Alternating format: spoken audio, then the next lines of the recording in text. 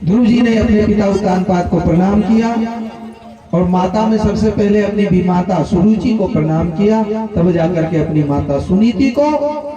और जैसे ही उत्तानपाद ने कहा बेटा बड़ा कष्ट दिया, अब तो कुछ आराम से चलो। और जैसे कहा हाथी पर सवार होकर के अब चलो, अब तुम्हारा कष्ट हमको देखा नहीं जाता। कहा नहीं नहीं, पहले हम नहीं, हमारा भाई बैठेगा। और ध्रुव जी खुद न बैठ करके पहले उत्तम को बिठाया और तब जाकर के खुद बैठे और तब जाकर के वह सवारी गई। फिर उत्तानपाद जी ने ध्रुव जी को ही राजा बना दिया और खुद जो है अपना तपस्या के लिए निकल पड़े और भजन कीर्तन करते हुए सदगति को प्राप्त किए। इधर ध्रुव जी की भी दो शादी हुई, शिशुमार पुत्री भ्रमी से और दूसरा वायु पुत्री इला से। और भ्रमी से उनका दो पुत्र हुआ, कल्प और वत्सर। और इला से एक बेटा एक बेटी, बेटे का नाम उत्कल और कन्या का नाम भागवत मुनि, यानी एक उत्कल हुआ।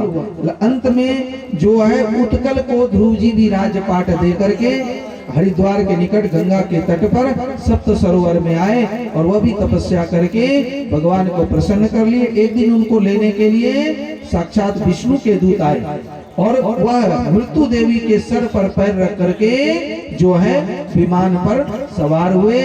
जब सवार हुए तो एक चिंता सताई कि मेरी माँ कैसी होगी। अरे मेरी माँ को मुक्ति मिली कि नहीं, हम तो स्वर्ग जा रहे हैं, हम तो वैकुंठ जा रहे हैं, पता नहीं कहाँ हमको किस पद पर रखेंगे, पर मेरी माँ किस स्थिति में होगी।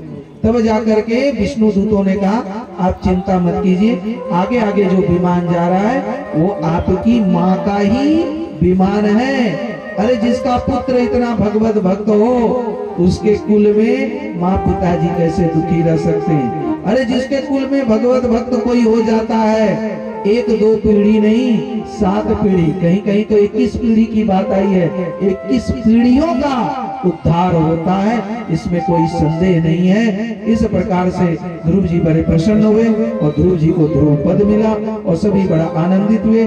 सब भी मनु जी बहुत आशीर्वाद दिए कि हमारे वंशज में, हमारे खानदान में ऐसा एक महान भगवत भक्त हुआ। बोल दे प्रेम से भक्त वत्सल भगवान की।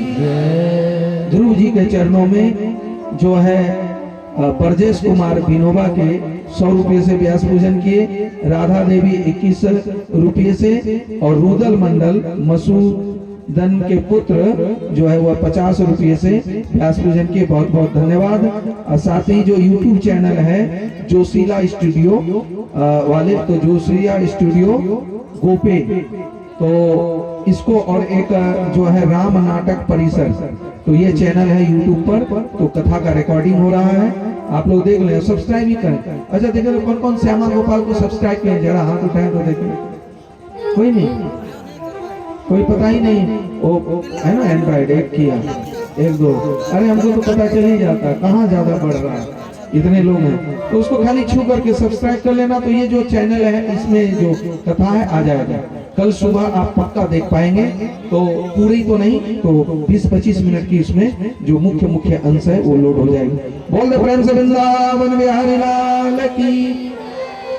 इस प्रकार ध्रुव जी का चरित्र जब सुनाया तो परीक्षित जी महाराज ने कहा कि देखिए भगवान, हमको लगता है कि वो ऐसे ऐसे भक्तों पर प्रसन्न होते हैं जो उनकी भक्ति करते हैं।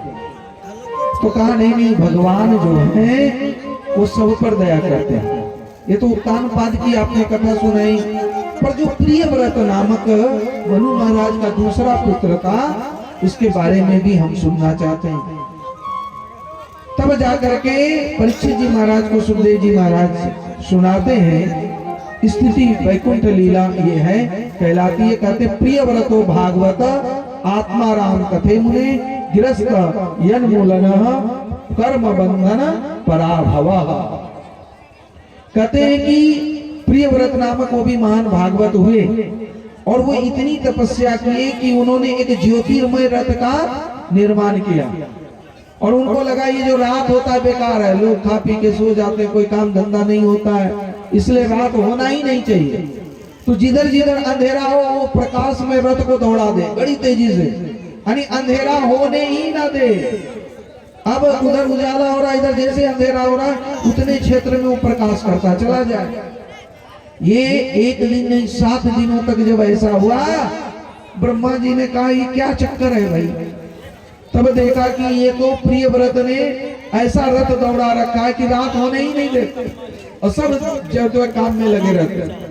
और सही में रात होना जरूरी है भाई, और ना हो तो लोग जो है खेत से घर आए ही नहीं, और फिर वो खेते में रह जाए, और खेते में कहीं खेते में ही न रह जाए। तो इस प्रकार भगवान ने जो कुछ भी बनाया बहुत सिस्टमेटिक रूप से बनाया, इसलिए प्रकृति के नियम से चलना चाहिए।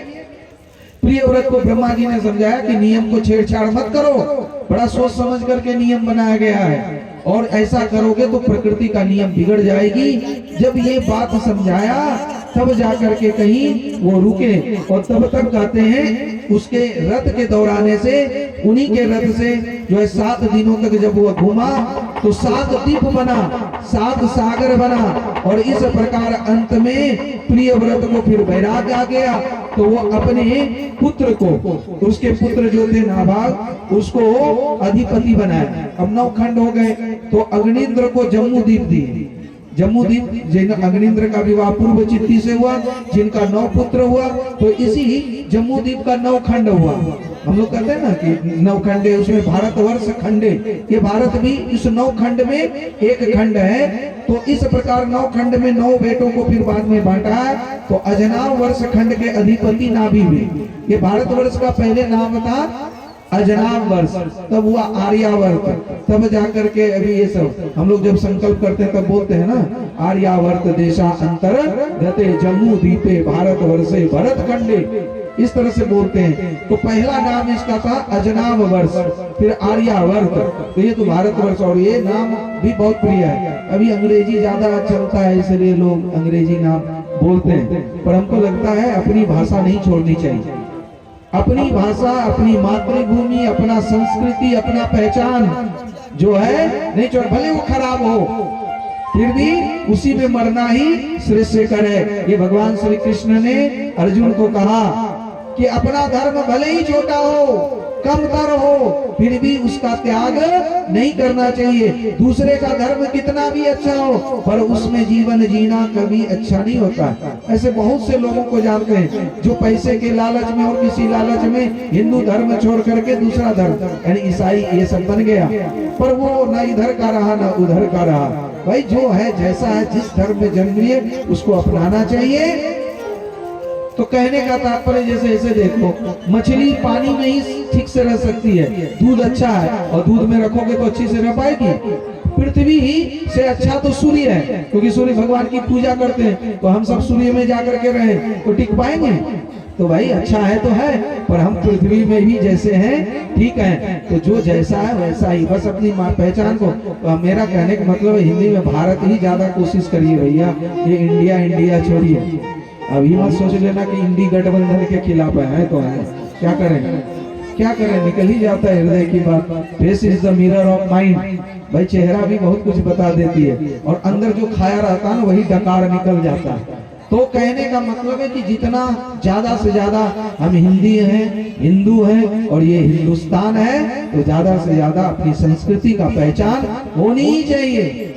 कल मैंने राम मंदिर पर कहा था, मंदिर पे नहीं कहा था 5 दिया जलाने के लिए। ये ना कोई बीजेपी का एजेंडा है, ये ना कोई और कुछ है, गठबंधन है, ना आरएसएस का है। अरे भाई जिस जाति में जिस धर्म में जन्म लिए, ये गौरव का विषय नहीं है का, एक स्वाभिमान का विषय है। इसीलिए 22 जनवरी को जो है हम सब जितना अधिक से अधिक जो है इस उत्सव को मना सके तो अच्छा है। वो किसी एजेंडे के तहत नहीं, बस स्वतः ही। और हमें लगता है कि उस दिन एक छोटी दिवाली नहीं, बड़ी दिवाली जो हो भगवान जाने, अब राम जी जाने।